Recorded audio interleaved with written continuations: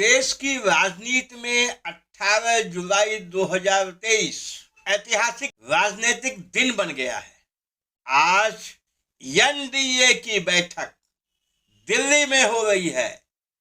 NDA की इस बैठक में 38 पार्टियां शामिल हैं जो सत्ता के साथ हैं। ऐसी 38 पार्टियां शामिल हैं। दूसरी तरफ बेंगलुरु में विपक्ष की बैठक हो रही है और विपक्ष की बैठक में 26 पार्टियां शामिल हैं। दोनों बैठकें महत्वपूर्ण हैं। 2024 के चुनाव में सत्ता या विपक्ष के बीच इन पार्टियों का गठबंधन जो हो रहा है, दोनों अपनी अपनी रणनीति बना रहे हैं कि 24 के चुनाव के बाद देखना होगा कि सत्ता किसके हाथ जाती है। लेकिन इन दोनों बैठकों के बीच देश की एक बहुत बड़ी ताकत और बहुत बड़ी पार्टी बहुजन समाज पार्टी, जिसकी चीफ मायावती जी हैं, पूरी तरह से निष्क्रिय हैं। न तो सत्ता पक्ष ने उनको बुलाया है, न ही विपक्ष ने उनको बुलाया है, और न ही मायावती जी ने अपनी तरफ से दोनों के साथ किसी के साथ जाने का पहल किया है। तो आज हम विचार करते हैं साथियों कि पक्ष और विपक्ष की जो यह बैठक चल रही है, बिना मायावती जी के, बिना बहुजन समाज पार्टी के, जो देश की एक राष्ट्रीय पार्टी है, किसका पलड़ा भारी होने वाला है। इसमें हम विचार करने जा रहे हैं कि ऐसी स्थिति में मायावती जी की क्या रणनीति होगी और अब तक मायावती जी ने देश की राजनीति में सत्ता के बनने में क्या भूमिका निभाई है, इस पे विचार करेंगे।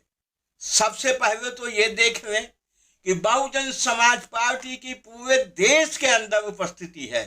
साउथ में जितनी उपस्थिति है उतनी मध्य भारत में उपस्थिति है, उतनी पूर्वी राज्यों में उपस्थिति है। ज्यादातर स्टेट, कश्मीर से कन्याकुमारी तक बहुजन समाज पार्टी का संगठन मौजूद है।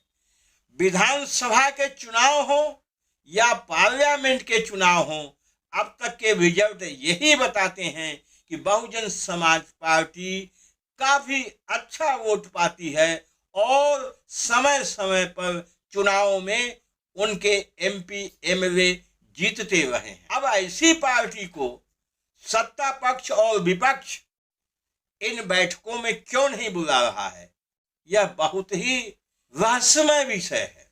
स्वयं मायावती जी इन बैठकों में रुचि क्यों नहीं ले रही हैं, यह उससे ज्यादा रहस्यमय है। मायावती जी के जो फैसले पहले हुए हैं उस पर विचार करते हैं। देखा यह गया है कि बहुजन समाज पार्टी किसी समस्या पे सबसे पहले अध्ययन करती रहती है, नजर रखती है और उसका विश्लेषण करती है। जब अंत आते आते उसको लगता है कि उसकी इस भूमिका से बहुजन समाज या बहुजन समाज पार्टी का फायदा होगा, तब बहुजन समाज पार्टी अपना निर्णय लेती है। बहुत कम एमपी, 5 एमपी रहते रहते उनकी इसी रणनीति और सोच ने एक बार अटल बिहारी वाजपेयी जी की सरकार को गिरा दिया था।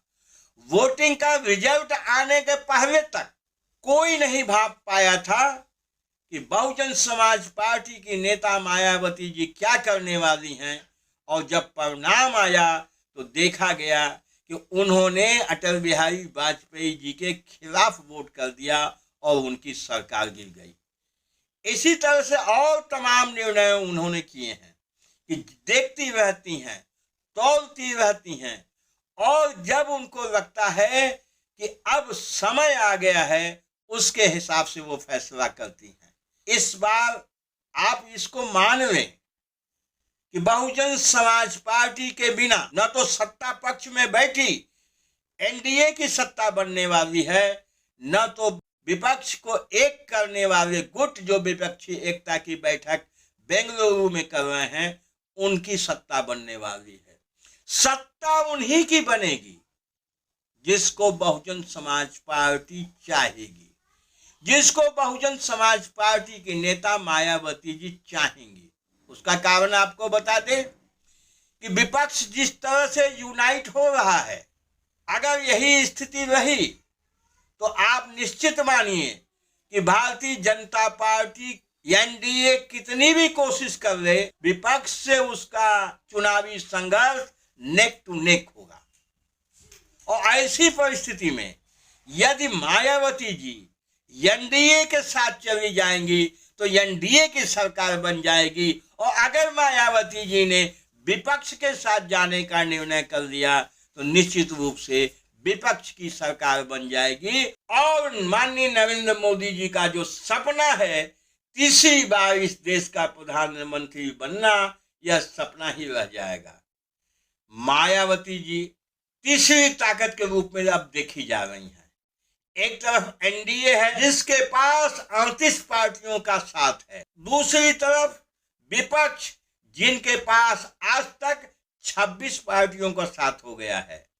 तीसरी ताकत अगर इस देश की कोई बस्ती है तो अकेले बहुजन समाज पार्टी हिंदुस्तान की राजनीति में, हिंदुस्तानी लोकतंत्र में आज तीसरी सबसे बड़ी अगर ताकत कोई बची है तो वह बहुजन समाज पार्टी है और उसकी नेता बहन मायावती जी हैं। अब ये सारी परिस्थितियों का अगर आप देखें तो चुनाव अभी बहुत दिन है, वर्ष भर का समय है, और जब चुनाव नजदीक आएगा तो चाहे एनडीए हो चाहे विपक्ष की एकता हो, टिकट के बंटवारे के समय एक टूट आती है, लोग इधर उधर भागने लगते हैं जो असंतुष्ट होते हैं। उस समय जो आज एनडीए में बैठे हैं दल, वो भाग के विपक्ष के पास आएंगे, और जो विपक्ष में बैठे हैं उनको परेशानी होगी, उनके हिसाब से टिकट नहीं मिलेगा तो सत्ता की तरफ वो लाइन लगाएंगे, यानी एनडीए की तरफ लाइन लगाएंगे।